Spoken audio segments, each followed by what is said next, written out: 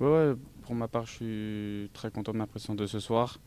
Physiquement, j'étais bien, des courses à haute intensité, je les ai bien répétées, je me sentais bien même quand je suis sorti, je me sentais bien. Et après, pour ma part, c'était bien et l'équipe aussi. Je pense que c'est ça le plus important, c'est que on a senti une équipe qui était ensemble, solidaire, avec un état d'esprit qui était revanchard par rapport aux trois derniers matchs qu'on a pu faire. C'est ça, on a pu bien rebondir devant notre public. Donc ça, c'était le plus important ce soir. Quentin, elle fait beaucoup de bien, Ouais. celle-là, parce que tu parles du contexte.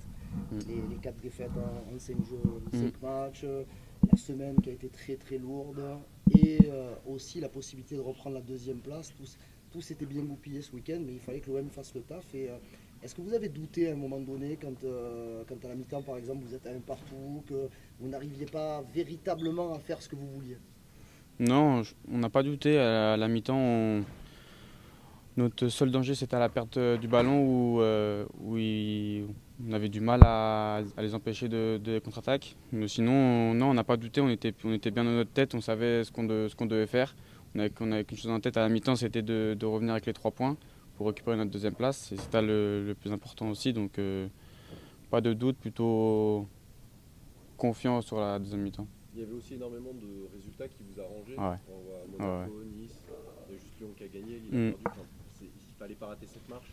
Non, non, non. Forcément, on regarde les matchs. On a su les mauvais résultats des équipes qui étaient à la course pour la deuxième place. Donc, on l'assume. Après, dans tous les cas, nous, c'était la victoire qui était obligatoire. Et après, c'est sûr que récupérer notre deuxième place, c'était aussi très important. Et c'était la clé à la fin du match.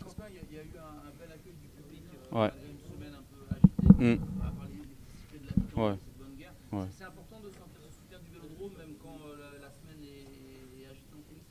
Ouais. Bah après, on savait pas trop à quoi s'attendre. Après, nous, on n'avait qu'une chose en tête, c'était la victoire. Après, bien sûr, quand on a vu que le public était présent, les supporters étaient mais de l'ambiance comme tous les week-ends, ça nous a aussi donné de la confiance à chacun. Ça nous a encore donné un supplément d'âme en plus, comme vous savez ici. Donc nous, on les remercie, on demande de continuer jusqu'à la fin de saison pour aller chercher cette deuxième place. Comment tu as apprécié les buts, les buts de folie qu'il y a eu? Comment? Le deuxième, le troisième. Ouais. Ce sont deux buts qui sortent un peu de l'ordinaire. Ouais. Comment tu les as appréciés? Toi, tu es en plus engagé dans le troisième. Bon, après, on a des joueurs qui sont capables de mettre des buts comme ça. Adri, Mason, il y a plein d'autres joueurs qui sont capables de mettre des buts comme ça. Mais c'est des joueurs qui ont, j'appelle ça des artistes, qui peuvent faire la différence à tout moment, qui ont un pied qui respire le football. Mettre des buts comme ça, je pense que les supporters, ils ont apprécié à la télé aussi, je pense aussi. Donc c'est plaisant. Karim parle de ça, il y a le premier but aussi dont on parlait, tu es dans le coup. Ouais.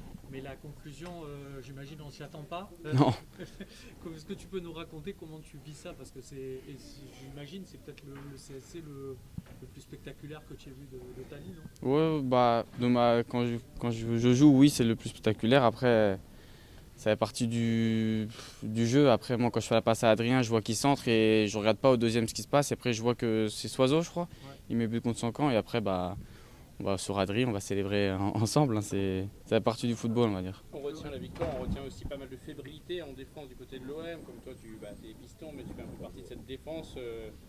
Voilà, comment tu expliques ça? Est-ce qu'il y avait un peu d'appréhension après 3 résultats négatifs ou voilà, il y a eu des incompréhensions, tu vous avez eu quand même pas mal d'occasions.